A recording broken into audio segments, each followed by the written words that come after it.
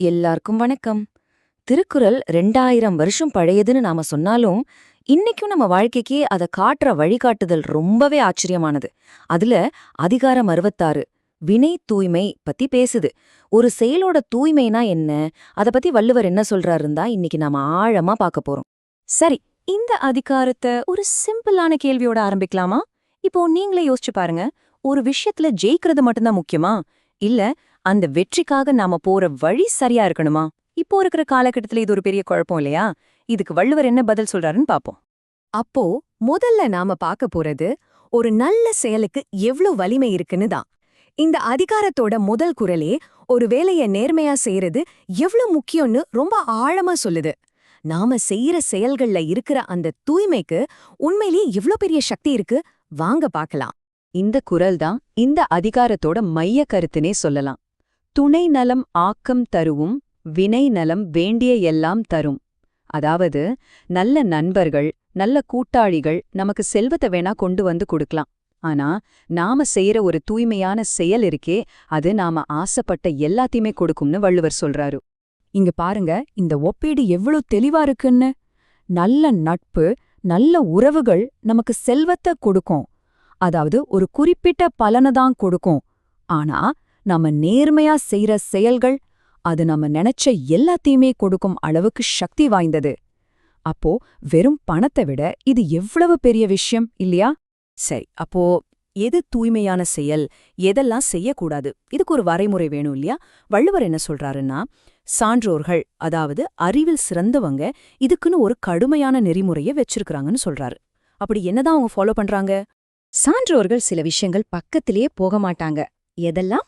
முதல்ல, எந்த ஒரு புகழையோ நல்லதையோ தராத செயல்களை செய்யவே மாட்டாங்க. ரெண்டாவது, படிச்சவங்க அறிவானவங்கெல்லாம் சீனு சொல்ற மாதிரி ஒரு வேலையை செய்ய மாட்டாங்க. மூணாவது, பின்னால அச்சுச்சோ இத பண்ணிருக்கவே கூடாதேன்னு வருத்தப்பட வைக்கிற எந்த வேலையும் தொடமாட்டாங்க.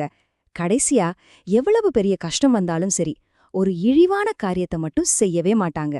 இதுதான் அவங்களோட தெளிவான இந்த நெறிமுறை எவ்வளவு தீவிரமானதுன்னு புரிய வைக்க வள்ளுவர் ஒரு ஷாக்கிங்கான உதாரணத்தை சொல்றாரு. கேளுங்க.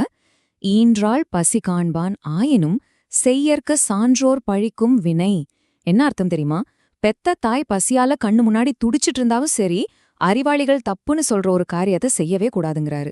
யோசிச்சு பாருங்க, சூழ்நிலை எப்படி இருந்தாலும் சரி, நேர்மையை விட்டு விலகவே கூடாதுன்னு சொல்ல இதுக்கு மேல ஒரு பவர்ஃபுல்லான உதாரணம் இருக்க முடியுமா? ஓகே, ஒருவேளை யாராவது இதையெல்லாம் மீறி தப்பான வழியில ஜெயிச்சிட்டா என்னாகும், குறிப்பா அப்படி சம்பாதிச்ச பணத்துக்கு என்ன கதி, இத பத்தியும் வள்ளுவர் ரொம்ப ஆணித்தரமா விளக்குறாரு. இந்த குறள் பாருங்க, பழி மலைந்தேதிய ஆக்கத்தின் சான்றோர் கழினல் குறவே தலை. இதோட அர்த்தம் ரொம்ப ஆழமானது. அதாவது ஊரே பழிக்கிற மாதிரி நீங்க கோடி கணக்குல சொத்து சேர்க்கறத விட ஒரு நேர்மையான அறிவாளி ஏழையா இருக்கிறது தான் பல மடங்கு மேல்னு சொல்றாரு. சும்மா யோசிச்சு பாருங்க, பணத்தை விட நேர்மைக்கு இவ்ளோ பெரிய இடத்த வள்ளுவர் கொடுக்கறாருன்னு. தப்பான வழியில வர செல்வம் ஏன் நிலைக்காது, இது புரிய வைக்க வள்ளுவர் ஒரு உதவி சொல்றாரு. உண்மையில இத மறக்கவே முடியாது. சொல்லப்போனா இந்த அதிகாரத்தோட ஹைலைட்டே இதுதான் சொல்லலாம். என்ன அதுன்னு பார்க்கலாமா? இந்த உவமையோட ஆழத்தை கொஞ்சம் கவனிங்க. ஏமாத்தி வஞ்சனை செஞ்சு சம்பாதிக்கிற பணம் இருக்கே, அது சுடாத பச்சை மண்பானை மாதிரி. இப்போ அந்த பச்சை மண்பானையில தண்ணிய ஊத்தி சேமிக்க நினைச்சா என்ன ஆகும்?